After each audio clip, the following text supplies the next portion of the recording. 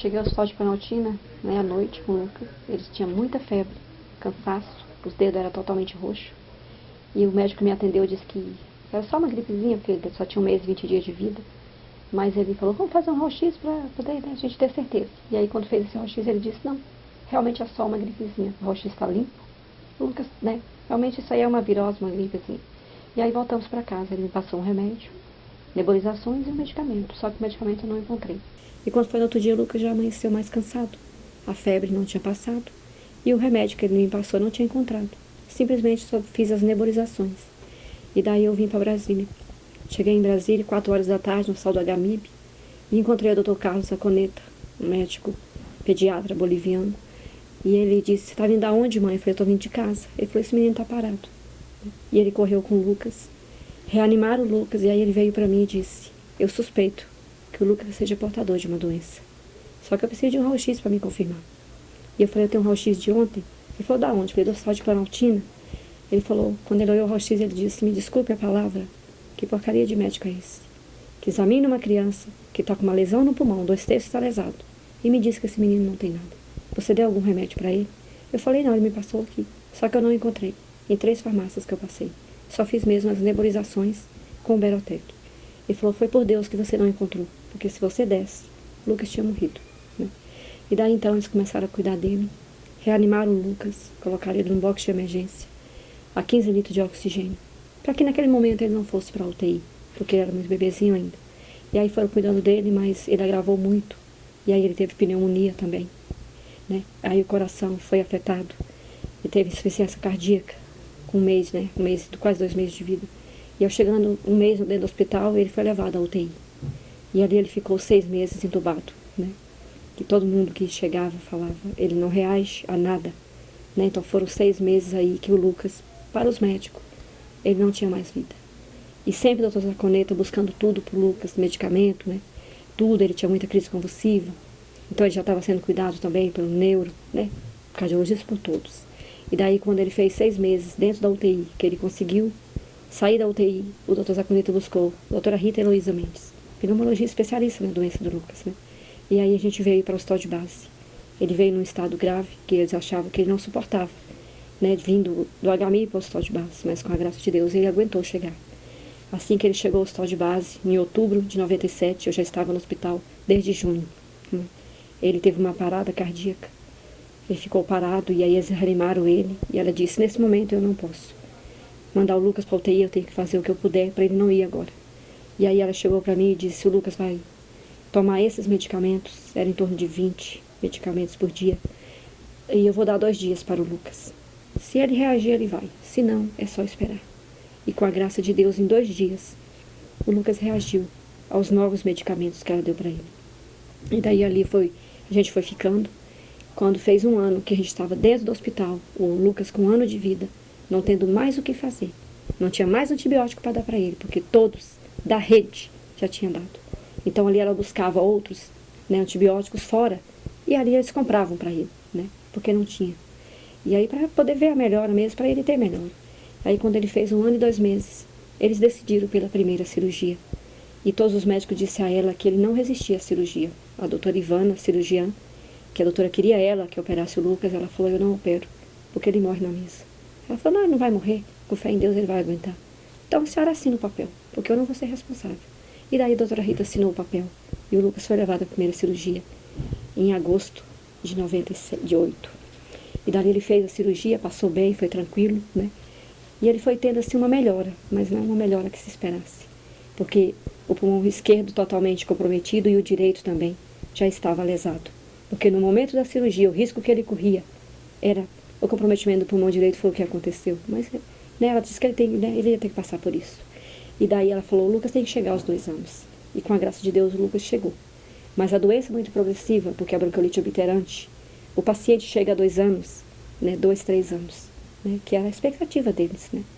E aí todos foram feitos, tudo foi fazendo, e a doutora Rita buscando, e os anos foram passando, e eu dentro do hospital, 3 anos e 8 meses, quando eu consegui sair do hospital, o Lucas tinha 3 anos e 8 meses, né, já tinha feito a primeira cirurgia. E aí a gente foi para casa, mas não ficou muito tempo em casa devido à falta de oxigenação, a hipoxemia crônica, né, a hipertensão, né. E a gente ficou ali em casa uns 15 dias e voltamos para o hospital. E o doutor Zaconeta falou, ele precisa de um oxigênio em casa, porque é isso que a gente vê. E daí então, ele, né, conseguimos o oxigênio para ele, né, o cilindro de oxigênio. O oxigênio não durava nem 2 dias, porque né, era o tempo todo no oxigênio. E ali a gente foi conseguindo oxigênio, e né, o hospital. E ele foi ficando em casa e foi crescendo.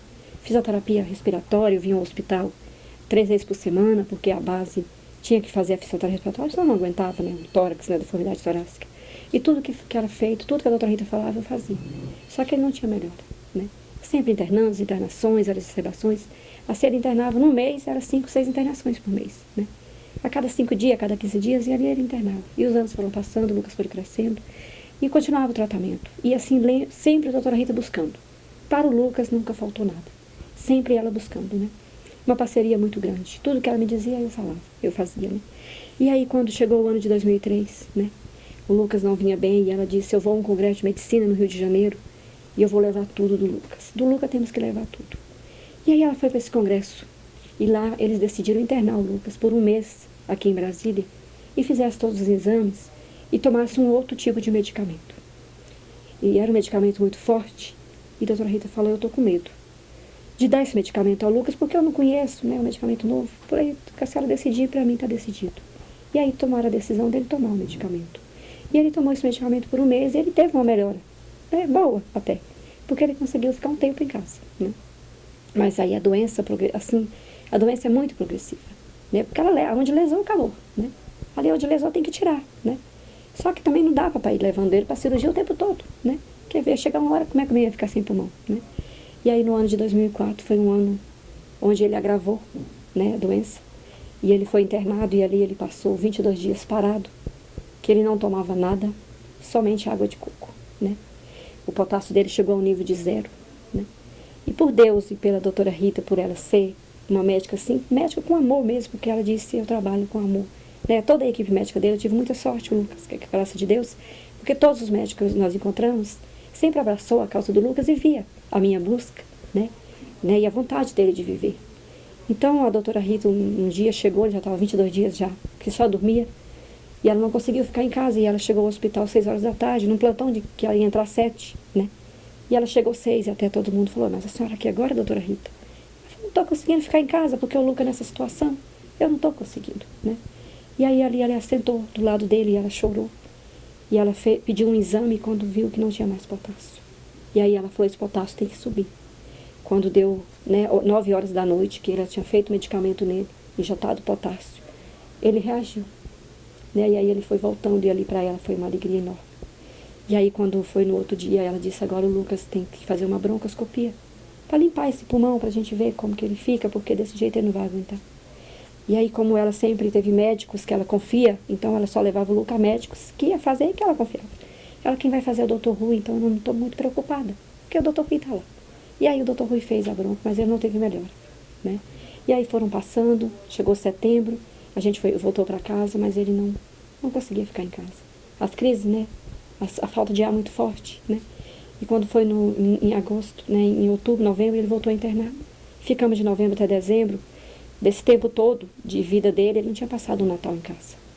De junho de 97 a 2004, ele não tinha passado o Natal nenhum em casa, então ela disse, agora você vai tentar passar o Natal em casa, já que você não passou nenhum na sua vida. E aí nós voltamos para casa, né? Ele ficou internado em novembro, e aí nós voltamos para casa, ela disse, eu vou fazer uma experiência com você. E sempre ele perguntava tudo, então tudo, se ela falava, você vai tomar esse remédio, primeiramente ela vinha a ele e dizia, você vai tomar esse remédio, porque se chegasse com um remédio para ele e ela não tivesse falado, ali ele não tomava, né?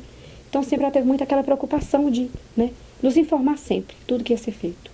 E aí ela falou, vou fazer uma experiência com você. E ele falou, o que você vai fazer comigo, tia Rita? Você vai para casa sem antibiótico. Já estávamos no final de 2004, né? E ele daquela maneira, ela falou, eu vou fazer isso, eu não sei se você vai aguentar.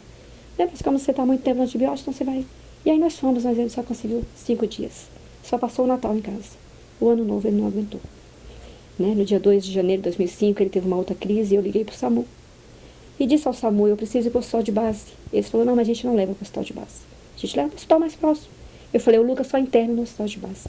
Ele está no cilindro de oxigênio. Né? Ele está no oxigênio. Você tem oxigênio em casa? Eu falei, há muitos anos. E aí eles foram ligar para a doutora. Ela falou, eu estou esperando que o menino está grave. E aí foi me levar para lá. E aí, quando a doutora Rita chegou, o Lucas disse a ela: eu quero ser operado, doutora Rita, porque eu não aguento mais. Né, já estávamos em 2005, ele ia fazer 8 anos. Ela falou: Lucas, sua cirurgia foi discutida ano passado e eles disseram que só te opera com 10 anos. Então eu tenho que fazer de tudo para você chegar aos 10 anos. Ele falou: mas eu não suporto mais. Eu quero ser operado. Ela falou: você conhece todo mundo, os cirurgiões, então eu vou chamar o doutor Rivaldo, você conversa com ele. Se ele disser que te opera, você vai para a cirurgia. Se ele disser que não, aí é só, tem que esperar os 10 anos. E aí ela chamou os cirurgiões. Falou: como você conhece todo mundo, né? Você conversa com eles. E se eles falarem que te opera, você opera. Se não, vamos ter que te fazer de tudo para você chegar aos 10 anos. E aí chamou o doutor Rivaldo, né? Que na época o médico residente, mas de uma competência muito grande. E aí ele disse: se é isso que você quer. Ele falou: é isso que eu quero, doutor. Ele falou: você sabe que sua cirurgia não te melhora 100%. Mas é para poder te tirar dessas crises que você está, das internações que são, né, recorrentes. Senão você não vai aguentar. Sinto muito te dizer. E aí ele foi e falou com o doutor. Ele falou: então nós vamos te operar, mas você sai daqui, você pode morrer na mesa. Porque sua cirurgia é muito difícil, né? Ele falou: não vou morrer não, porque eu confio em Deus, né? E aí eles, né, preparamos a cirurgia, 5 meses de preparação, para ele ir o melhor possível. Sabia que ele não ia sem secreção devido à própria doença, mas ele tinha que ir, né, com o mínimo. E daí ele foi operado, né, a segunda cirurgia, no dia 27 de abril. Foi uma cirurgia muito tranquila, dizendo, né, os médicos, falou: mas a tranquilidade vem de você. Se ele entrou tão confiante ao centro cirúrgico que nem um adulto entra, foi realmente por você, por essa sua fé, né, por você não desistir e por você passar essa confiança para ele. E aí foi feita a cirurgia, graças a Deus correu bem, né? Na discussão da cirurgia, sabíamos que ele ia ser cortado dos 2 lados. Iam retirar também a lesão do pulmão direito, né? Ele falou: não, já tira o esquerdo, já tira a lesão do direito, e aí ele fica só com o restante que ele tem, que é bom. Mas no momento da cirurgia eles viram que cortar ele dos 2 lados seria muito difícil para ele. E daí então tirou realmente só o esquerdo, que era a parte mais preocupante, né? E o restante ia continuar o tratamento. E aí ele foi operado, né? Ele passou bem, né? Conseguimos ir para casa, operou em abril, conseguimos ir para casa em julho, mas ele não teve assim uma melhora considerável. E aí ele voltou a internar no mês de agosto, onde um médico pegou ele em 7 plantões seguidos, e aí ele até brincou com o Lucas: eu vou trocar meus plantões. E a doutora disse: não troca não, que o senhor aqui eu fico mais tranquilo. Ele chama esse médico de herói, porque ele voltou ele de uma parada cardíaca que ele teve, né? E aí ele falou: o senhor é meu herói, né? O doutor chora, né? Ele até está aposentado hoje. E aí, né, continuou as internações, ele não vindo bem. E o próprio doutor Saconeda foi ao hospital e disse a ele: fez a cirurgia para melhorar e eu não vi que ele nunca teve melhora. Ela falou: mas isso aí, né, a gente sabia que poderia acontecer. Sabia que ele não ia melhorar 100%. E aí, quando chegou o ano, final do ano de 2006, né, a doutora Rita falou: eu tenho que buscar algo para o Lucas. E é a primeira avaliação para o transplante pulmonar, né? Você fazendo um transplante, Lucas, você vai melhorar, né? Só que o transplante não vai ser feito agora, é tudo uma preparação. E aí, no início do ano de 2007, foi mandado, né, pedido a primeira avaliação em Porto Alegre, por ela ter amigos lá. Conseguiu, né, mais fácil, mais rápido, a avaliação para ele. E aí fizemos todos os exames foram levados. Quando foi em agosto de 2007, o doutor disse: infelizmente o Lucas não pode ser transplantado, devido à pneumotomia prévia, devido à deformidade torácica e à hipertensão pulmonar, que naquele momento ele não tomava nenhum medicamento específico para a hipertensão, né? E aí então ele falou: o transplante para ele é inexequível, né? Não tem como transplantar ele. E por ele saber que, né, ele poderia ir ao transplante, a doutora Rita disse: pode ser ele, doutor Sadi, porque ele sabe de tudo da doença. Ah, mas eu não posso falar para o menino que ele não vai ser transplantado.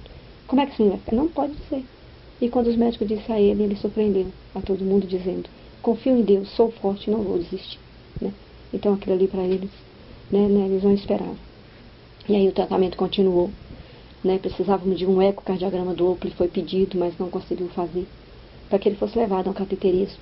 Mas como não tinha como fazer o eco, então ela disse: eu não posso enviar meu paciente ao cateterismo, que não sabemos nem como está esse coração, não conseguimos visualizar esse coração, para que ele tomasse um medicamento específico para hipertensão, que, né, a pedido do Dr. Saconeta, dizendo desse medicamento. Só que para isso ele tinha que ser levado ao cateterismo, e naquele momento não poderia.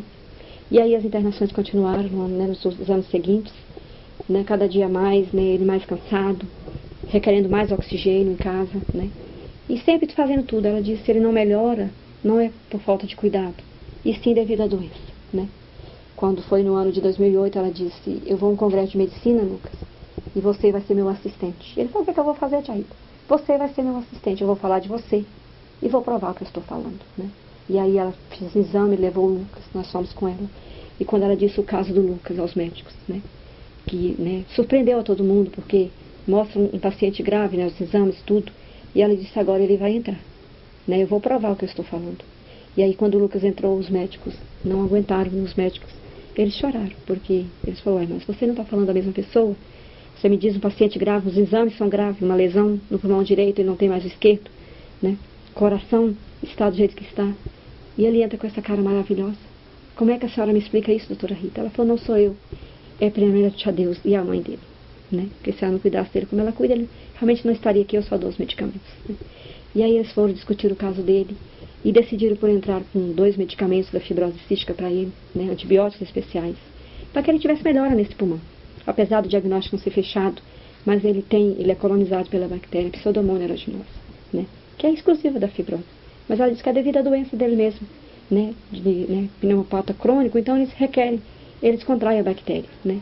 E aí é só descolonizar. E aí ela iniciou esses medicamentos, e cada medicamento que ela pedia, né, ela conseguia para o Lucas. Para os outros pacientes, às vezes ela não conseguia, mas ela disse, como é o Lucas, a gente consegue para ele, né?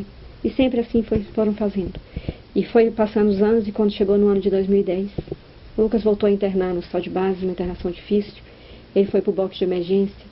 Ali ele ficou 5 dias e não tinha vaga no hospital de base, porque ele não podia se encontrar com os outros pacientes.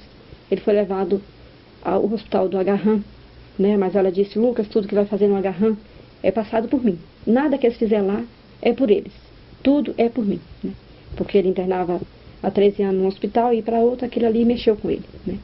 E aí a doutora Rita, nessa internação, né, como a doutora Cristina diz, tudo é providência divina, Lucas, porque você foi internado nesse hospital. E ali a gente reencontrou a dona Hilda da Abrace, né, uma pessoa que ela via, né, para ela o Lucas não estaria mais aqui, para ela foi, né, ela falou, seu sorriso me encantou, vou na sua casa. E ali ela chamou um jornalista para contar a história dele, e ele precisava de um oxímetro para medir a saturação.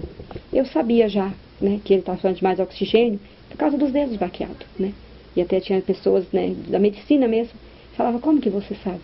Eu pelos dedos, eu sei quando ele precisa de mais ou de menos oxigenação, né, por causa do baqueamento digital, né.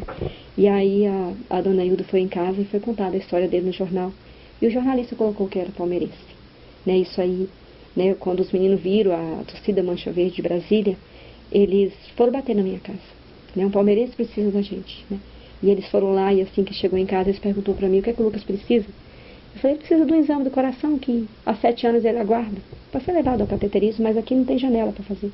Ele falou, então, nós vamos buscar em São Paulo para ele, né, e aí eles entraram em contato com várias pessoas lá do Palmeiras, e médicos, e aí eles marcaram, né, a ida do Lucas para São Paulo, mas de avião só, de UTI aérea. No momento não conseguimos, porque era caro. Então nós fomos de carro, né? O integrante da torcida colocou o carro na estrada, arrecadou dinheiro com a torcida e nós fomos para São Paulo. Chegando lá, ele foi feito, né, um exame dele, o ecocard, né, Doppler, pelo médico, né, ter conhecimento e saber, porque ele falou que pela deformidade também não conseguiria fazer. Mas por ele ter um método, ele conseguiu fazer. E aí ele disse a mim, volte a Brasília e leve o Lucas ao cateterismo, porque ele vai resistir. Se ele passou por tudo isso, não é o cateterismo que vai levar ele, né? E aí assim foi feito. Ele fez o cateterismo, né, para fazer o teste da vasorreatividade, e com a graça de Deus ele conseguiu, né, suportar o cateterismo, que era o medo dos médicos, mas ele estava, como ele corria risco de vida sem o cateterismo, então com o cateterismo ele falou, não, nem sabe fazer, sabe como fazer, então nós vamos fazer sabendo.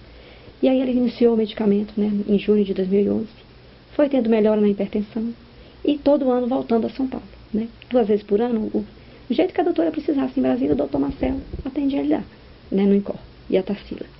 E aí, quando chegou no ano de 2012, ele voltou a São Paulo para fazer um exame do coração. E o doutor Marcelo disse, eu não gosto do pulmão. Vamos pedir, né, a segunda avaliação para o transplante, já que a primeira em 2007 foi negativa. Quem sabe agora uma outra resposta?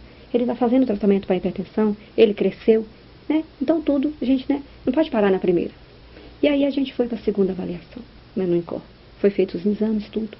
Quando foi em maio, eles ligaram a doutora Rita e disse a ela, infelizmente, quem tira pulmão não coloca pulmão.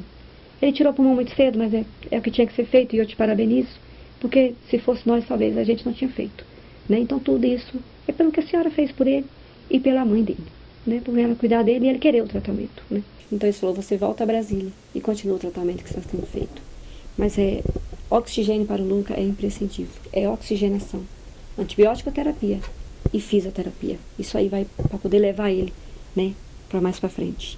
E daí então voltamos a Brasília, né, continuamos o tratamento. Mas o ano passado, em 2013, ele teve, né, uma crise, onde ele não suportando mais, ele teve, né, destruição crônica, entrou em destruição crônica, né.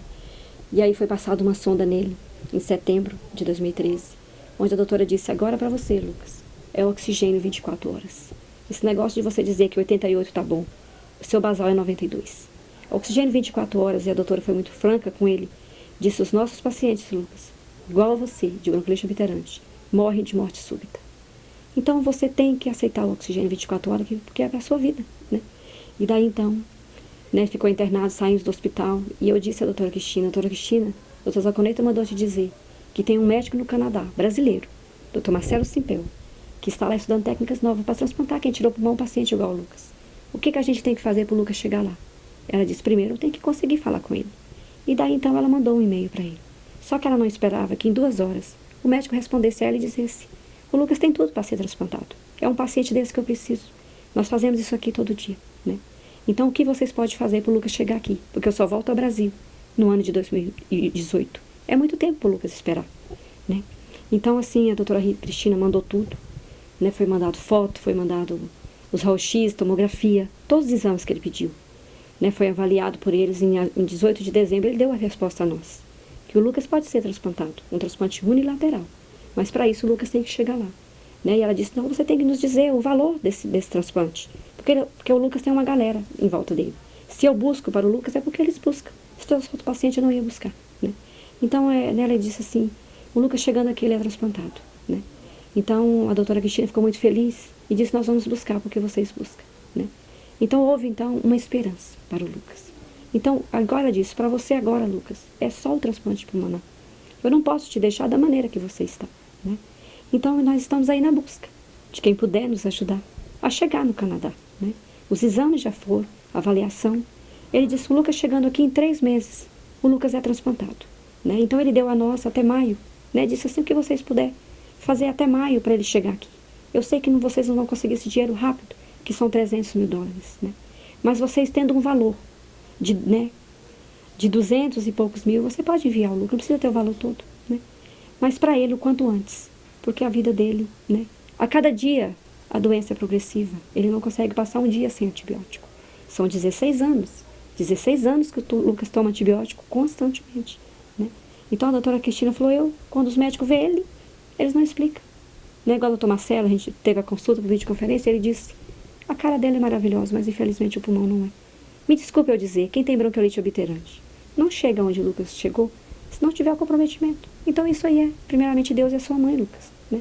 E o que eu puder fazer para que você chegue aqui no Canadá, para você ser transplantado e você vai ter melhora. É 90% de chance, Lucas, de você fazer o transplante e ter melhora. No Brasil não faz porque você tirou o pulmão, eles não têm as técnicas para religar, né? E aí é isso aí, né? A gente está com a esperança que podemos chegar lá, né? Porque para o Lucas só resta realmente o transplante pulmonar, né? Ainda tivemos agora na última semana essa notícia de que é 90% de chance. E a possibilidade dele conseguir colocar nele 2 pulmões. Não só unilateral, mas bilateral. Mas só vai se saber quando ele chegar lá. Então eu só quero mesmo contar com a ajuda das pessoas que puderem nos ajudar, né? A gente chegar lá, que para o Lucas realmente é só um transplante pulmonar, né? Que o coração dele já dá sinais de que não está aguentando mais, porque o coração dele chegou à região da epigástrica. Nem os médicos entendem como o Lucas suporta do coração ter rodado dentro dele e ele não ter tido uma parada, né? Mas é por Deus. E é por ele dizer que eu confio em Deus e eu acredito que eu vou conseguir, né? Sou o Lucas Neres, tenho 16 anos, tenho uma doença bronquiolite obterante, tenho 25% só do pulmão esquerdo e eu preciso muito mesmo da sua ajuda.